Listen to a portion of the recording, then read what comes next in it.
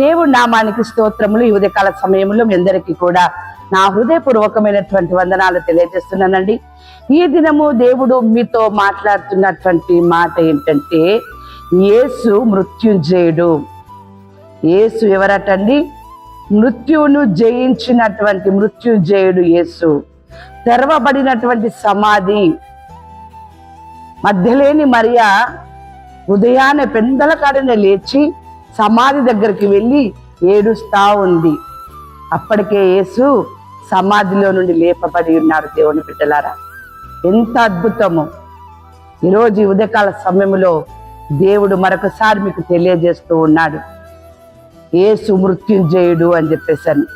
వాక్యం సెలవిస్తా ఉంది కదా, మత్తయి సువార్త 20వ అధ్యాయము 19వ వచనములో, ఆయనను అపహాసించుటకును కొరడాలతో కొట్టుటకును సిలువ వేయుటకును అన్యజనులకు ఆయనను అప్పగింతురు, 3వ దినమున ఆయన మరలా లేచును. ఎంత అద్భుతమండి! ఎవరి చేతికైతే అప్పగించబడ్డారో, యేసును ఎవరు ఏమి చేయాలనుకున్నారో అవన్నీ కూడా జరిగినాయి. కానీ ఇక్కడ దేవుడు మాట్లాడుతున్నటువంటి మాట, తండ్రి అయిన దేవుడు తెలియజేస్తున్నటువంటి మాట, ఆయన మరలా లేచును. మరణించినప్పటికీ, సమాధిలో యేసును ఉంచినప్పటికీ ఆయనను ఏది కూడా ఆపలేదు. దేవుని బిడ్డలారా, ఆయన మరలా లేచును. ఆ మాట ఈ దినమున దేవుడు నెరవేర్చి ఉన్నాడు. వాక్యం సెలవిస్తోంది, అపోస్తుల కార్యములు 3వ అధ్యాయము 15వ వచనం, మీరు జీవాధిపతిని చంపితిరి గాని దేవుడు ఆయనను మృతులలో నుండి లేపెను, అందుకు మేము సాక్షులము. అపోస్తులు అంటూ ఉన్నారు, మీరు జీవాధిపతిని మీరు చంపితిరి కానీ దేవుడు ఆయనను మృతులలో నుండి లేపి ఉన్నాడు, అందుకు మేమే సాక్షులము.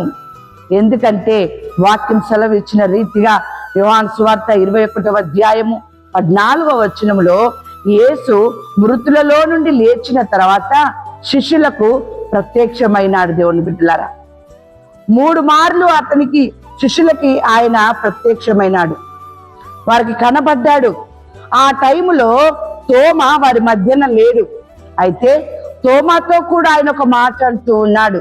యోహాను సువార్త 20వ అధ్యాయము 27వ వచనములో, తోమాను చూచి నీ వ్రేలు ఇటు చాచి నా చేతులు చూడుము, నీ చెయ్యి చాచి నా ప్రక్కలో ఉంచి అవిశ్వాసివి కాక విశ్వాసివై ఉండుమనెను. ఎంత అద్భుతమండి!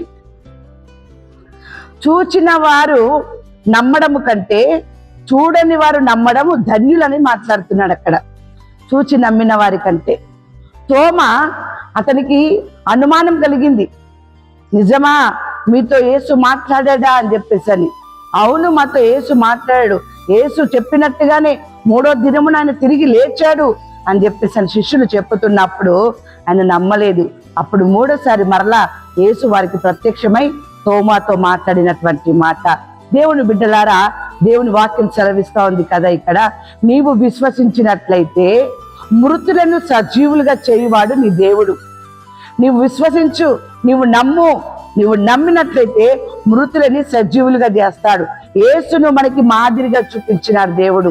అక్కడ యేసు ఏ విధంగానైతే మరణించి తిరిగి లేచాడో, నీవు ఒక దినమున ఈ భూమి మీద మరణిస్తావు.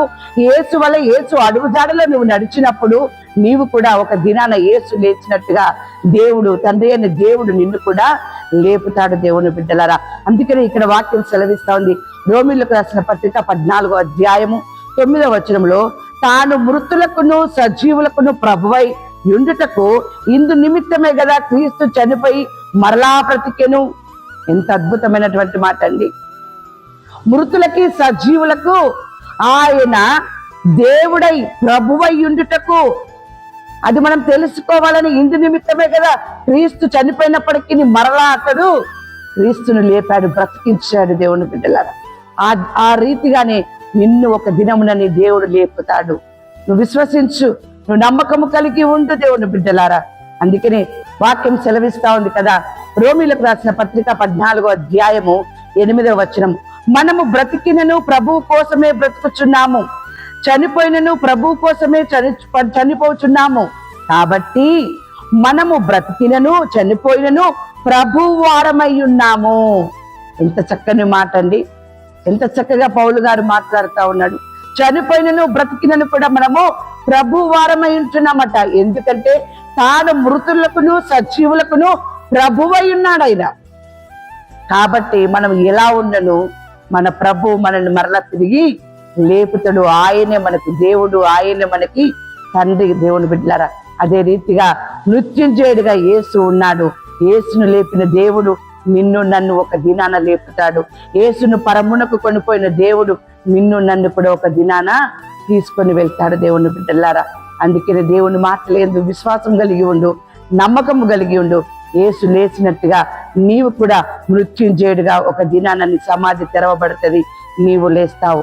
ఉదయకాల సమయంలో దేవుడు మీతో మాట్లాడుతున్నటువంటి మాట రోమీలకు రాసిన పత్రిక 14వ అధ్యాయము 11వ వచనము నుండి మనం చూసినట్లయితే, ప్రతి మోకాలును నా ఎదుట వంగును, ప్రతి నాలుకయు దేవుని స్తుతించునని ప్రభు చెప్పుచున్నాడు. ఎంత అద్భుతమండి! ఈ దినమున దేవుడు యేసును లేపినాడు, మృత్యుంజయుడిగా ఆయన లేచినాడు. కాబట్టి ప్రతి ఒక్కరి యొక్క మోకాలు అక్కడ యేసు నామమున వంగుతుంది. ప్రతి ఒక్కరి నాలుక దేవుని స్తుతిస్తూ ఉంది. భయముతో వణుకుతో దేవుని సన్నిధానంలో గడుపుతూ ఉన్నారు. ఆ రీతిగా నీవు నీ కుటుంబము దేవుని సన్నిధానానికి వెళ్ళి మీరైనా గణపరిచినట్లయితే యేసును లేపిన దేవుడు మీకు కూడా జయమునిచ్చి మిమ్మల్ని ఆశీర్వదించును గాక. ఆమేన్.